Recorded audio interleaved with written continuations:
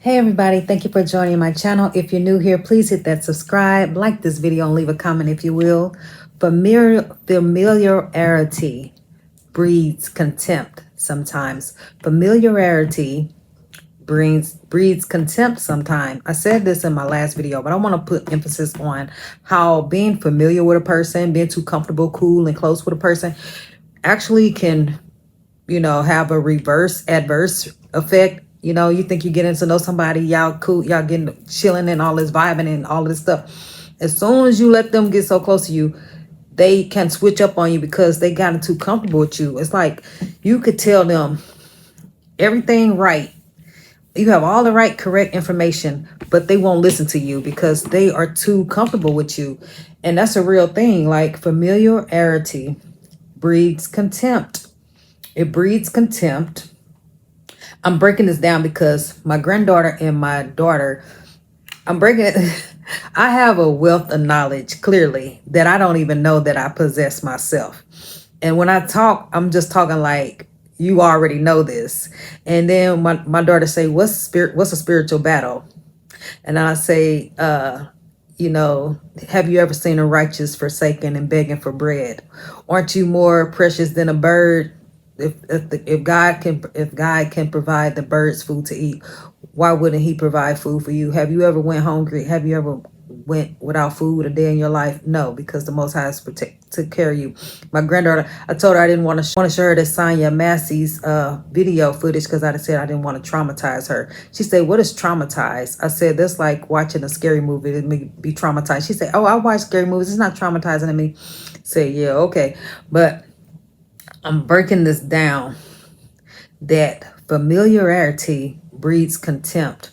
This is why I can reach more people online than I can in my real life, because people can say, "Oh, I went to school with you. I know you from elementary. Oh, you my sister, you my brother, you my cousin, you my daughter, you my niece."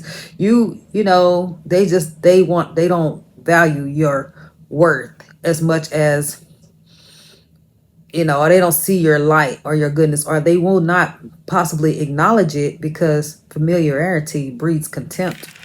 And I want to, I think that was in the Bible. And then they said, somebody else, Mark Twain, a few people said that. A lot of people said that back in the day, that familiarity breeds contempt. So like people get married and they've been together for a long time. They just so used to you, and people in relationships, they just so used to you and so comfortable with you that it breeds contempt. And what is contempt?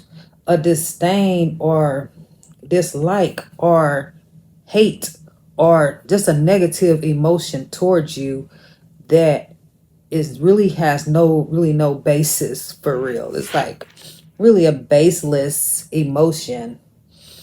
Familiarity breeds contempt means one is a stage where they know too much detail about another to the extent that they take that one for granted and even lose respect for them.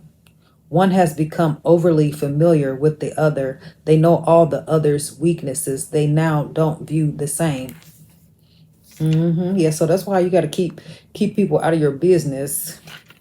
Keep them out your business. Keep them at an arm's length. Because when a person gets too close to you, they think they know you, and then they want to treat you all crazy and stuff. So yeah. So basically, over time, people get too comfortable with you, and then they take you for granted. It's basically in human nature. That's just basically how it goes. Friends, family, loved ones, co-workers, whoever you come in contact with, they will get too comfortable with you, and then they will get too familiar with you. And that's why you need to not. I'm an open book and very transparent and everything. So I just don't expect too much in return. I don't think that your view and your opinion of me is going to affect me good or bad, because I know myself. So I really don't care what you think about me.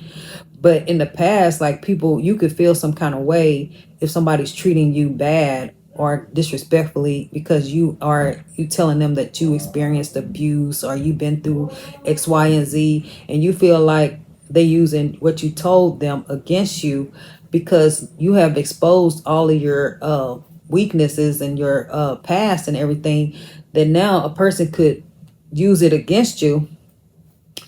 And that's what people do, because familiarity breeds contempt. So when people get to know you and they feel like they can, like if you try to shoot your shot to a person, you tell a person, I have a crush on you, I like you, can we go out on a date, like I think you're attractive, cute, pretty, whatever, and they just try to shit on you like you ain't nobody, and you like, where they do that at? Like, how you, why you, what's wrong with you? You know what I'm saying? Because they got too comfortable with you. They don't know that you OG, triple OG out here in these streets, and you a gift from the Most High, and all of this and that, a chosen vessel and a blessing.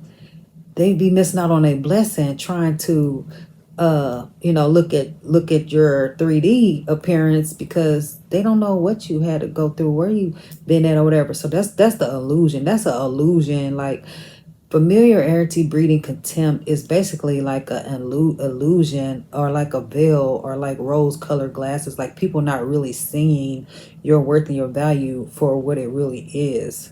You know what I'm saying?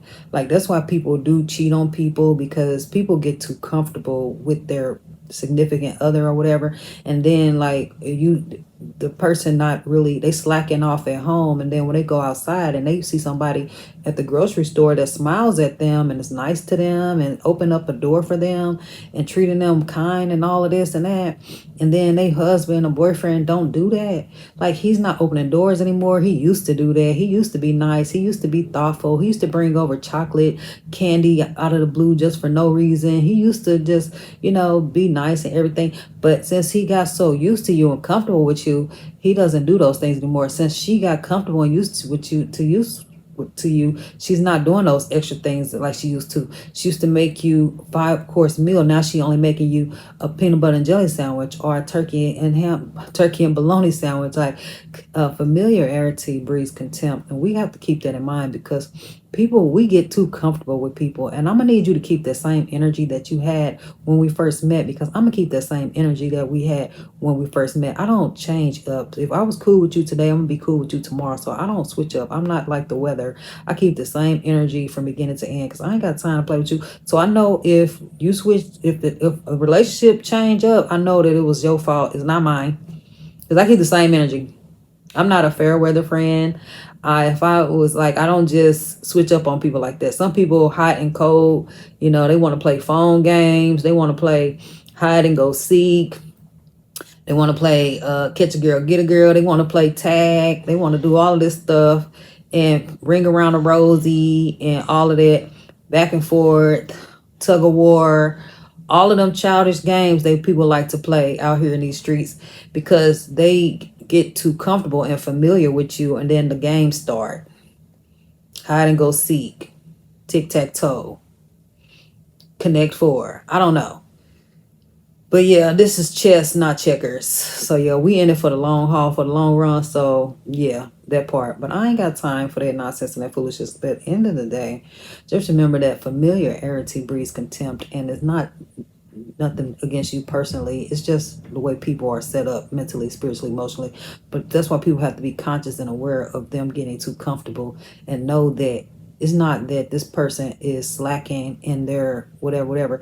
You have to still stay in tune and tapped in with this person who you're in a relationship with, or what have you, if you don't want it to go left and you want it to thrive and flourish and survive the odds against that's plaguing most relationships out here. You're gonna have to be aware and conscious that you have to be intentional with your attitude and your actions. You're gonna have to be intentional with your actions, and keep being positive, and keep the flame burning, keep the flame alive, keep the spark. Don't let the spark go out, because familiarity does breed contempt, and it's not nothing personally against you or them. It's just that you got too comfortable, like an old pair of house shoes, and you think they're gonna always be there, and they your lucky scarf or your lucky robe or your your trusty blanket, and you just so used to it that you don't appreciate it anymore. But that's like if we get so used to water, running water, but if we don't have it, then we realize how valuable and worthy it is, how that and priceless and precious that it is. Like electricity,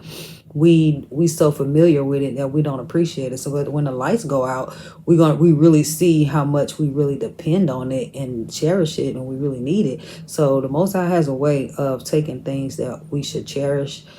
He could take our things that we should cherish away from us, and we're going to have to learn that we need to appreciate those things. But you don't want to have to be in a bad situation to learn that you're supposed to cherish and